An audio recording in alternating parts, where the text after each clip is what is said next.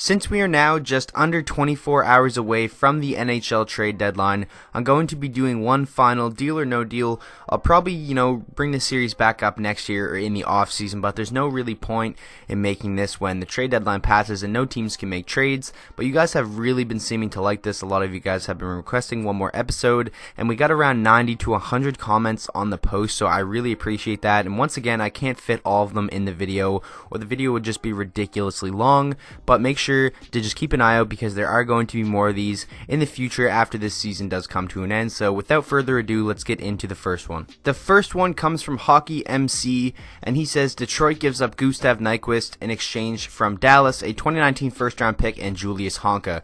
Now I don't think Dallas can trade that first round pick since there is so many conditions on the draft picks that they traded for Matt Zuccarello, but if that trade never happened and this was offered to Detroit, I honestly would take this because I really do like Julius Honka. I think he's still young enough to really develop into a solid NHL defenseman, and then obviously the first round pick, and that's what Detroit's asking price for Gustav Nyquist was, a prospect and a first round pick. So honestly, for both sides, I do like this, but obviously with the Matt Zuccarello trade, I don't think this would really work, and that would have to be a first round pick in a later year. But nonetheless, I think Nyquist would really do a lot in helping the depth of that team because he's really having a career season. So I honestly do like this trade from both sides if the Matt Zuccarello trade didn't happen. The next trade comes from Aaron, who says Mark Stone to the Dallas Stars for Julius Honka, Valeri Nichushkin, and a 2019 first-round pick.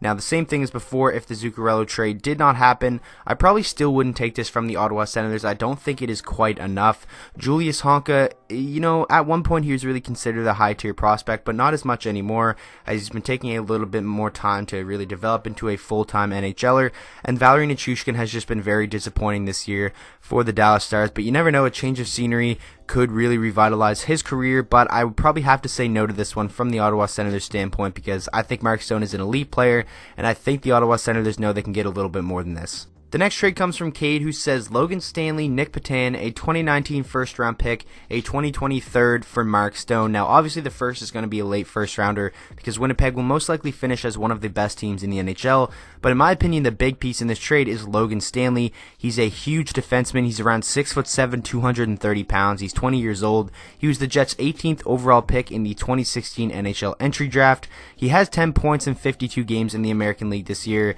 and his plus minus is a -8, but he's not really known as an offensive defenseman, and I definitely think that the Ottawa Senators will be very interested in Logan Stanley. Nick Petan, not so much. He's kind of just a throw-in. He's a guy that could probably still turn out to be a pretty solid NHL player, but he definitely has not lived up to the hype, when he was drafted and a couple of years after that. And then obviously the first and third are just, some nice pieces in this trade, and I honestly like this for the Ottawa Senators. I would probably say yes to this. I'm not quite sure if I would see it happening in real life because I think Ottawa is going to be, pretty greedy with Mark Stone and try to get as much as they possibly can, which they should, but I honestly do like this trade, and for the both sides, I would probably have to say yes. Next one comes from the Corporal, who says Kevin Hayes to the Jets in exchange for a second-round pick and Jack Roslovic. Now, I like this trade because last year at the deadline, the Jets acquired Paul Stastny, and he came in and centered that second line, and he was very, very big for their playoff run. And I think a guy like Kevin Hayes could really do the same thing, but Kevin Hayes is still pretty young. He's only around 26 years old, and getting him, I definitely think they could probably try to keep him around and make him a part of their long-term plan. Jack Roslovic is a pretty promising young player. He's an awesome guy that they've had in their bottom six throughout the majority of the season. He's played a little bit of second line as well, and he's been very, very good for the Winnipeg Jets. And then the second round pick, obviously a throw-in and more of a deal sweetener. I'm not quite sure if the Winnipeg Jets would do this because I know they are very high on Jack Roslovic, but if I were to be the GM of either of these teams, I would say yes because I think Kevin Hayes is going to be huge if he is to be acquired by Winnipeg for this year, and I think they could keep him around for the future. And I think getting a draft pick and a guy like Jack Roslovic would really be smart for the rebuilding process of the New York Rangers. So I really do like this one a lot. If I was the GM of either teams, I would probably try to make this deal happen. This next trade comes from Andrew, who says Tyler Tofolli to Boston for Jakub Forsbaka-Karlsson and a 2019 second-round pick. Now, I like this trade for both sides. Tyler Tofolli is 26 years old, so I'm not quite sure if the Kings would look to trade him because he still is young. I don't know if they want to keep him around as a part of their rebuild and into the future, but if they were to trade him, I think this would be a pretty fair trade. Jakub Forsbaka-Karlsson has shown that he can be a pretty solid player at an NHL level, and he is still young. And then obviously getting the second-round pick. When you're a rebuilding team, you can never have too many draft picks. And for Boston, Tyler Tofolli has scored 30 goals before. He's having a bad season, but who isn't on the LA Kings? So I like this trade for both sides, especially for Boston if they want to bring in Tyler Tofolli to really solidify that top 9 for the back half of the season and into the playoffs. Next trade comes from Alexander, who says the Canucks send Olli Juolevi and Nikolai Goldobin to the Edmonton Oilers for Jesse Puljujarvi and Ethan Bear. Now, this is a very, very interesting trade. I'm not quite sure if the Edmonton Oilers would do this. I don't know if this is enough really for Jesse Puljujarvi, because remember, he was a 4th overall pick, but Olli Juolevi was a pretty high draft pick as well, and they are really weak on the back end, and, giving up Ethan Bear as well, I don't really know if they would do that, because they've been pretty high on him. Fans have loved him, especially at the back half of last season when he played so well.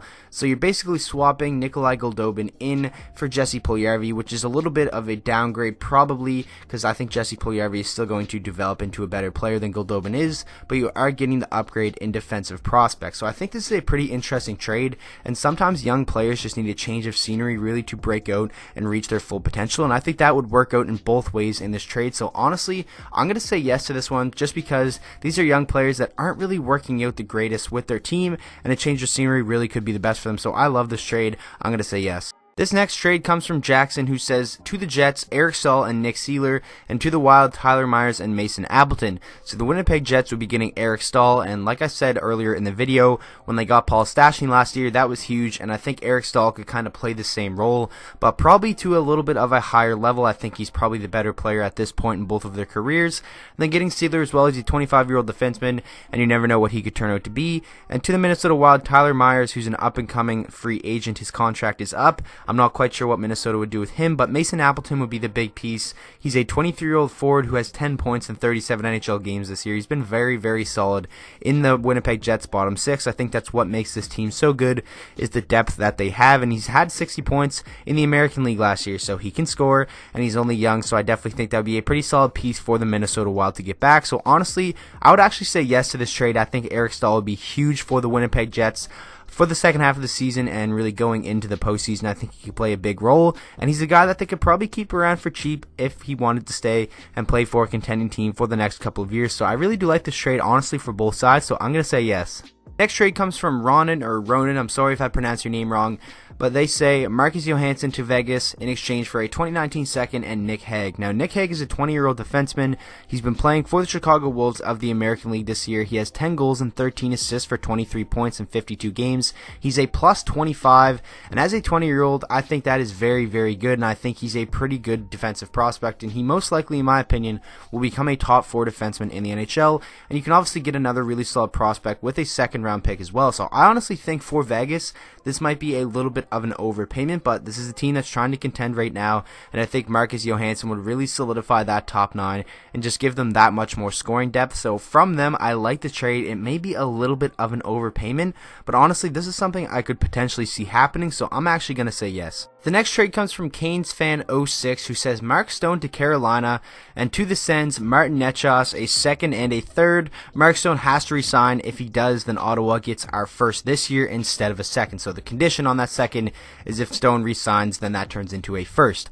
I like this trade a lot. I think Martin Necas, or Necas, however you guys want to say it, is a blue chip prospect, and I think he's going to turn out to be a very, very good NHL player. And this is a trade I really could see happening, because Carolina is a team that have been trying to contend for a playoff spot for so many years now, and they've just never really been able to, and I think they need one more forward to really put them over the edge and give them a little bit more depth, and I think Mark Stone would be perfect for that. Him and Sebastian Aho on a line would be deadly in my opinion, and then you add Teravainen in there. They'd have a really, really solid forward crop, and yes, they would be giving up a big part of their future in Necas, but I definitely think if you are a team that wants to make the playoffs, you have to make those type of moves sometimes. And then the condition on the second turning into a first, which is a good possibility Mark Stone would resign if things do work out. I think it would be very good for Ottawa, and I honestly think it would be pretty solid for Carolina as well. So I really do like this trade a lot. I think it's realistic. I'm actually going to say yes to it from both sides.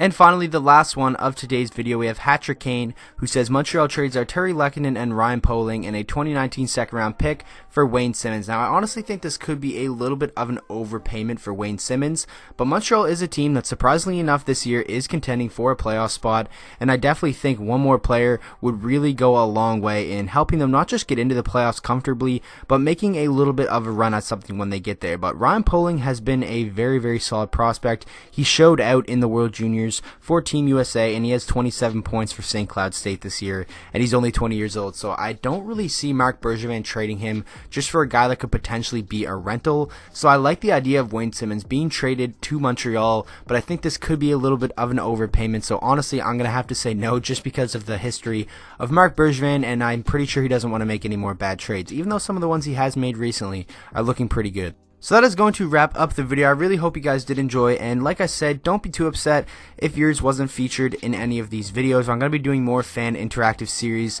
like this, you know, things coming up at the draft and the playoffs and all that type of stuff. So make sure to keep an eye out on the community tab, because that's where I post all the comments on where I want you guys to do things for videos. So thank you guys all for the comments, around 90. You guys just really love this series, and I'm very happy that I did end up doing it. So with that being said, I hope you guys all enjoyed the video. If you did, please make sure to drop a like on it and subscribe to the channel for daily NHL content, and I will see you guys all in the next video.